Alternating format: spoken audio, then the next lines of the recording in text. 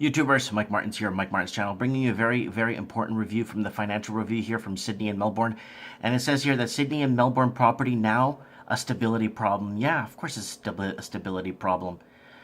Not long after mining investment boom peaked and Sydney and Melbourne housing markets were the key to the economic growth. If you go back to my previous videos, I keep telling you guys over and over again, can't use the housing system as a way to grow the economy. Look what Venezuela did when they put all their eggs in one basket and invested in oil. Millions of Venezuelans are starving now. But now they pose a key risk to stability of domestic financial system. Property crashes that take big banks down with them can do enormous economic damage, as investors witnessed during the subprime crisis in the United States. It's a major reason why financial stability has become the key focus on Reserve Bank of Australia. When the board noted in the minutes of the month's RBA meeting released on Tuesday, that there had been a buildup of risk in the housing. It showed just how worried the central bank is and the effects of record low interest rates. So what they're going to do is, because there probably in Australia won't be a crash because they're not implementing any laws into place to help cool down the market.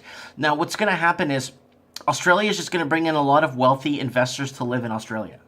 They're going to push out the Australian proper and that can't afford to buy in their own country. And I have a feeling they're going to be pushed out and they're going to be replaced with wealthy investors to come in and just buy and stay, feel more protected in Australia, feel more stable in Australia, more stable government, you know what I'm saying? After the RBA, we'll still be anxious about jobs and the inflation, but it's clear that the big increase in household debt and those rising property prices are now the major concerns. After slowing down in late 2015 and, sorry guys, I'm just here on my phone, and early 2016, prices have started to rise at a faster pace again, driven by last year's interest rate cuts. Some economists argue that the focus is now squarely on financial stability and it's not the usual way of conducting monetary policy. Yeah, of course. Why don't we just print off some money to buy those houses too? Like, hello? Monetary stability, I told you guys in my previous videos. I told the same thing over and over. Monetary stability, produce, remove, bring back the iron mining industry, remove the minerals from the ground, fabricate the metals, make the bike, export the bike. That's how you create jobs. And then what happens is you export your minerals, okay? And then someone else makes the bike and you buy it back at profit. And you buy it back at high profits and you lose. When it comes to inflation and growth, economics can get their models and Excel spreadsheets out and get the answer. No, I don't think so.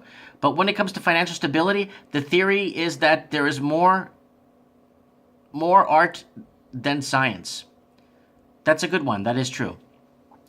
There's no benchmarks or model or stability that it can be hard to identify the risks. So like I said, and I've been saying this for the last 2 years, if the housing crisis continues, you're not going to factor in the government implementations that I've been saying. The government could go ahead and implement something and then implement something else to help prop and massage this thing to keep going forward. Do you get what I'm trying to say here? They're going to keep propping it. So you could get your spreadsheets out like they said, but you're not going to factor in a last minute. You're going to wake up one morning, it's going to say, oh, they're doing this now? Oh, I didn't factor that into my equation. Yeah, of course not, because you don't know what's going to happen.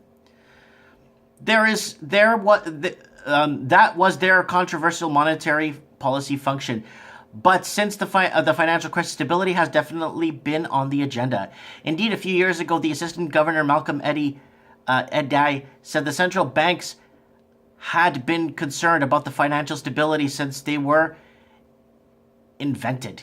And why do you think Andrew Jackson got rid of the banks? Old Hickory. On his deathbed, the greatest achievement he did for American people was to abolish the banks. Comment below, guys. Let me know what you think. Like this is in recent increased mortgage rates that could be 10%. Lending cap will be lowered to 6 or 7%. Go some way to cooling the property market, and yet inflation remains low and at a low rate that can't be ruled out. So anyways, comment below. Let me know what you guys think about this article. I'll leave a link below.